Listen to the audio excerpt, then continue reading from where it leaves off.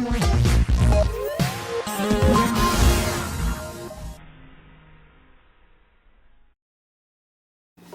everyone, it's Emily here. So it's literally 11:15 p.m. and I was laying in bed watching some Netflix and it's West chewing. I just really felt motivated to film my first, college update with a service dog. Yeah, so I turned on all my lights, put some pants on, got this ready, this is just my blanket. Yeah, so I'm just gonna jump right into it. So a little backstory on me and my current situation. So I actually graduated high school early, so I graduated in 3 years rather than 4. So I was 17 coming into college, I was a year below everyone. So I was a year younger than everyone coming in to freshman year. I graduated high school in spring 2016. So my freshman year kind of went by. It didn't go by without struggles. I had a lot of health issues that were not properly treated. And I think the fact that I was so young, even though 17 isn't so young, but I don't feel like I was ready for that at the time. But anyway, so sophomore year, fall 2017, I was not in a good place. I still had undiagnosed conditions, so they were undiagnosed, so they weren't being treated. Of course, I had my other diagnosed ones, but I was not properly medicated for those yet. And so my plan was to get a prospect in May 2018 after I finished my sophomore year, and then have the 3 months of summer to do potty training and basic commands at home, and then I could bring the then service dog in training to campus. Fall 2017, I actually got to my school August 10th, so I was there pretty early because I was an RA and I had to do RA training.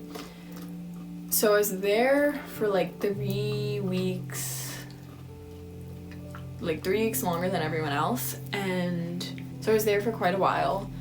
And then my health just started to decline. It was declining pretty rapidly. So at first we began seriously discussing the possibility of having a service dog. And it had been something that my doctors and I had discussed. I think it was first brought up 1.5 to 2 years prior to this point, but we started seriously discussing it because we thought it was going to be something that I should start training towards the end of my undergraduate schooling years, because then I could have a fully trained service dog by the time I moved out on my own. So, but with my health, we started researching, obviously, a lot faster and for things to happen sooner. So that's when we made the plan that it was going to be, prospect was coming home May 2017 when I got home from sophomore year. And that decision took a little bit of time. It took a couple weeks, maybe a month, of me having phone sessions with my doctors back at home. And then my family was meeting with my doctors and all of that. At one point, I think it was maybe mid to late September, I started considering going home, taking a leave. And it was I just decided to kind of stay and see, at least get through the semester. And then my health just kind of kaplunked. So in an effort, in a Hail Mary attempt to keep me at school until the end of the semester, my doctor felt pretty strongly about getting me a prospect as soon as possible, and to have the prospect as an ESA on campus until the prospect was ready to qualify as a service dog in training.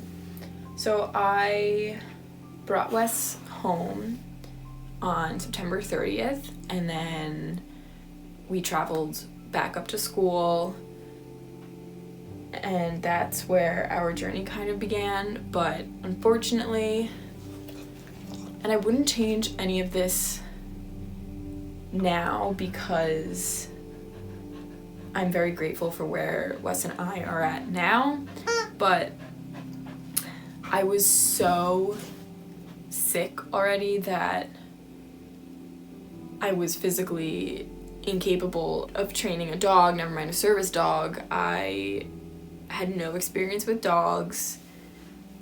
The first thing was obviously potty training, and I successfully had trained Wes to go on a pee pad, but in a dorm, it's so hard to potty train, especially when you're someone like me who was really sick and didn't want to leave her dorm room. So about 3 weeks after Wes got to campus, I made the decision to leave, to go on medical leave. So that's basically brief backstory, and so now it's fall 2018 and I'm redoing sophomore year, like I'm in my second year here, but I'm back with my age group because I was a year younger, so I'm back where I should have been. Here's kind of the college update of right now. So I don't really like to talk seriously about how I feel or really like my achievements, and I think this is easier because I'm literally just talking to a camera. But first I want to say that I'm tired, which is why I'm like, So after that preface, I want to say that I am actually really genuinely happy for like the first time in I don't know how long, but I was home for 10 months and I did a lot of work on myself. I did a lot of work with Wes. And because I was home, I had better access to more trainers because up at school, my school's kind of in the middle of nowhere, didn't have a car, didn't have motivation. So yeah, so I'm really proud of myself for coming back here and I would say do my version of thriving. Everyone's version I think is completely different. Obviously, I'm still having medical events occur across my different conditions, and that was to be expected. Some of my conditions severity decreased when I was home, but we all knew, my family, my doctors, me, Wes, not really Wes, but we all expected my events to happen more frequently once I went back into an environment that is a normal environment, that's not idealistic, but it's an environment where I want to be. When I was home, I really finally grasped the concept that I was disabled, and even for me it was difficult to come to terms with because I don't appear disabled. I'm not like physically externally disabled, and I grew up in an area where many people weren't educated enough specifically about mental disorders or physical illnesses. And so what I learned through my peers and etc. was that I had to be normal like everybody else. Like I had to do everything to stop these things that made me abnormal, that I had to try and push myself to be like everybody else and to do everything like everybody else. So right now, where I am, I've been in school about a month. And so I am so incredibly grateful of the friends that I do have here. I have my main like core group that I formed freshman year, so they're all juniors while I'm a sophomore. But I am so grateful for everything they've done and they do for me. So I can't thank them enough, and I'm so thankful for all the new friendships I'm creating, and so I'm just really happy about my social status right now, which is something that like I never thought I could achieve. I feel like I have everything under the best control that I can have, if that makes sense. Like, I've accepted the fact that I'm not gonna be a straight A 4.0 average student at this school, because my school it's pretty high up in the rankings of USA schools. I do go to a liberal arts school. Yeah, I'm doing work. I'm doing my work every day, but I'm also taking a lot of time to just chill in my room, a lot of alone time, because someone like me, I need that. And I've also come to terms with that. But so yeah, I guess this isn't really so much as of a college service dog update as much as it's like an update about myself. And I think this is the most personal I've gotten with people on YouTube or even my Instagram followers. So basically I'm just gonna touch upon some medical things really quick, and then I'll jump into a little bit about Wes. Obviously my medical conditions have many more triggers on campus than they did when I was at home. I found that a couple of my conditions are severely impacted by heat.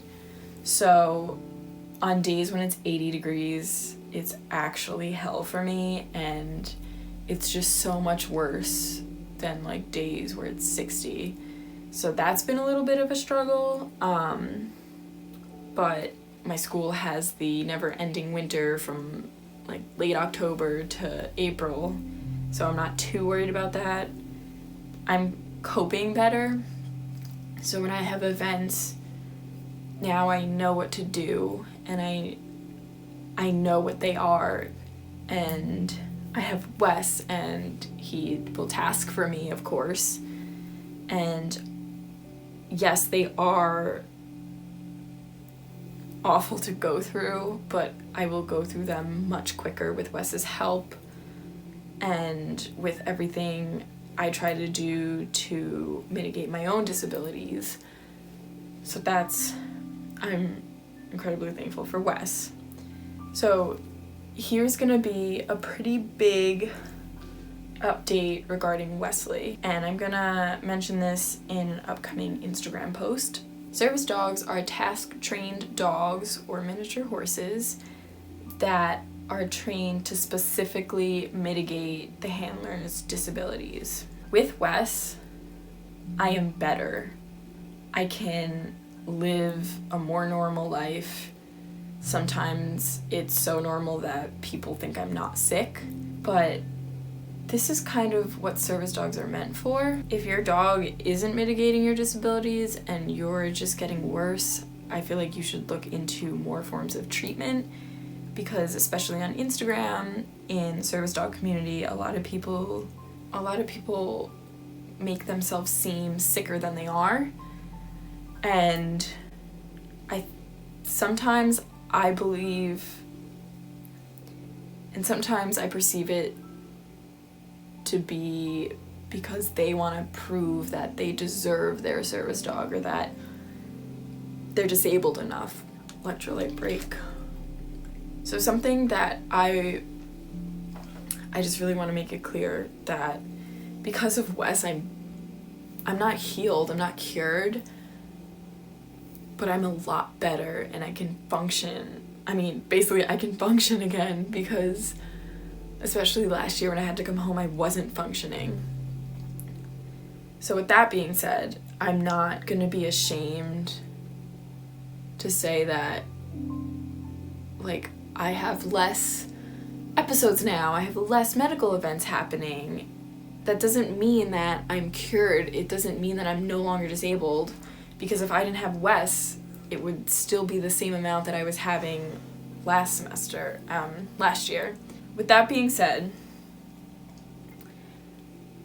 I am actively working on becoming more independent and working on my own coping mechanisms, because I don't want to fall into a trap of becoming so dependent on Wes that it's unhealthy. And I think that's a really tricky thing for me, like the line to cross. So after being here for around a month and experiencing campus and the fact that, like, I've been here before, many people are familiar to me, I do not bring Wes to classes anymore unless I'm having a severe flare-up one day. And this is for the time being. Of course, if in a couple weeks or a couple months I'm going through a particularly long and bad flare, obviously I'm gonna bring him. In my classes, I have found that I have significantly fewer episodes because they're usually in an air conditioning building, and I'm really trying to focus on the material. And honestly, I'm proud of the fact that I can go to a class without my service dog, and that's not something I'm going to be ashamed of. That doesn't mean I'm less disabled just because I'm not bringing my dog everywhere with me.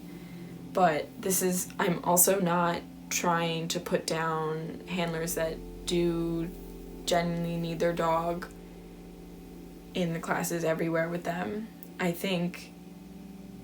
believe that if you have a service dog, you should be able to use your service dog in a way that best mitigates your disabilities and best works with your lifestyle. Everyone knows their own threshold with their different specific conditions. That being said, I do have certain triggers which are not always known to me, but I will more frequently have events or episodes in places where I can't be distracted by anything in particular. And by that I mean, like, when I'm in class, I'm really focusing on the professor and the work. Dining halls tend to be a little bit of an issue for me, like big study spaces like library, other buildings. I mean, a lot of times I have episodes in my room, and apparently it's because, according to my doctor, I subconsciously shove things away until I feel safe, and then my body lets it out. Wes comes everywhere with me besides classes and if I go out, because that's just not safe for him. And yeah, I mean, I'm proud of myself for being able to get through classes. I'm proud of myself for saying all of this. I feel like this is a really personal video. And something I saw in one of my Facebook groups, the Service Dog Facebook groups that I'm in, it was a post and it said, the ADA does not specify that a service dog, your service dog, needs to go with you everywhere. It just specifies what a service dog is, and 24/7 PA doesn't make a service dog. So I just want to basically reiterate, especially if anyone from my school is watching this, hi. So Wes is not coming to my classes with me, but that doesn't mean I'm healed, I'm not cured. I still have a lot of things. I guess I was so afraid that people would judge me, and I've just come to the conclusion now that Wesley's my medical equipment. Like, if someone's gonna judge me for when and how I use my medical equipment to best aid me in my life, I don't know, I just don't really want to know that person. I don't want them to really be in my life. I am not saying that service dog handlers are wrong for bringing their dogs everywhere. I'm not saying that. This is my treatment plan. This is what's working for me best right now. And I respect what everyone does. Here's Wesley. He's not very happy because I just woke him up, but he's my little savior. Thanks for watching.